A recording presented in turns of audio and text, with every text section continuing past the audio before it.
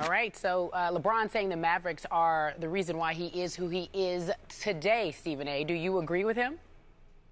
I think so. I think that LeBron James was not just devastated by the loss in the NBA Finals to the Dallas Mavericks. He was almost broken. And that is why my respect for him has elevated to astronomical levels, because to be as great as he is, to be the talent that he is, to be devoid of a championship on his resume would have been one of the biggest crimes in the history of this sport. You can't be, I don't know if at the time that LeBron James was devoid of a championship, that we saw a greater player in NBA history devoid of a championship. And that was what the situation was. And then to compound that with the criticism, the heat that was brought down upon him by the public at large, by critics, including me, because I've always contended. And it is, if you think about it, Skip, and please verify this for people that don't remember, it is the only criticism that I've ever given LeBron James. The fact that he came up smaller than Mini-Me in the fourth quarter of that NBA Finals series against Dallas. To this day, there is not a single solitary negative word that I have said about LeBron James other than that. And the reason why is because you have to understand that there's a responsibility that comes along with greatness. And I'm going to say this again, and I hope his people are listening, because I don't know if anybody has ever really gathered this. Skip Bayless, I've told you this on many occasions. I was confronted by Hall of Famers who came to me and said, you have to get on this guy. This guy is too great, but more importantly, his impact is too great. And he is celebrated too much to be somebody walking around without a championship. If it continues and he doesn't win, it will be a license for everybody else to sit there and think about padding their stats and doing nothing else without winning. He is the guy that can remind the new age of what it's all about and what it's supposed to be all about. He's got to be held accountable.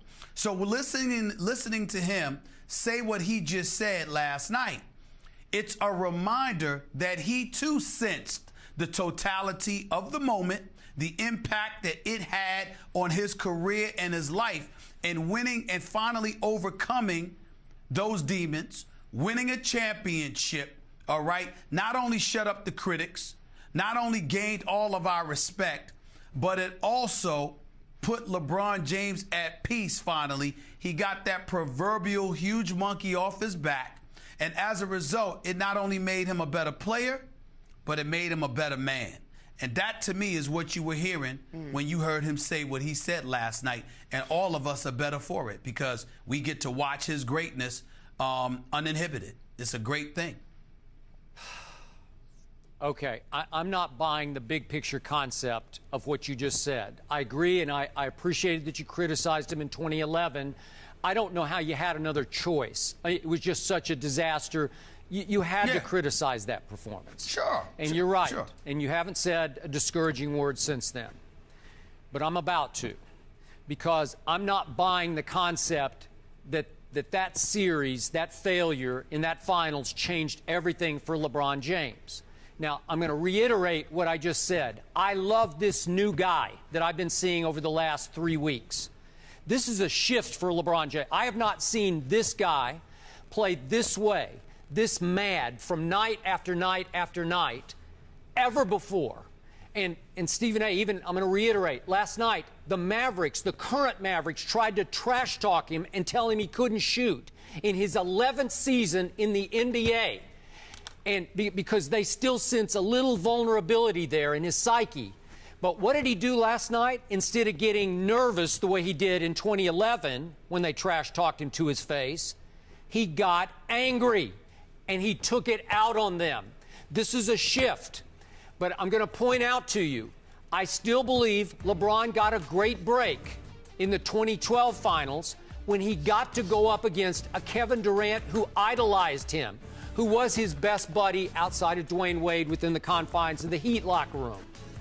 And Stephen A., you know and I know, LeBron and KD had played a lot of off-season one-on-one, and LeBron knew he could take the stick figure that was Kevin at that point into the post. And in games 2 through 5 of that finals, he took him down low and annihilated him playing point center. And he got all the three-point shooters, the snipers, great looks. And you know what Battier did. You know what Mike Miller did. You know what Chalmers did.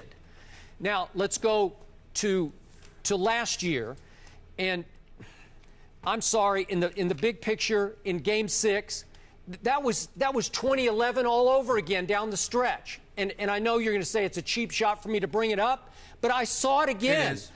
He came apart down the stretch in Game 6. He had 3 big turnovers. He had 2 late at 40 seconds and 28 seconds. And if my Spurs hadn't come apart even worse, we might be having a really different conversation right now.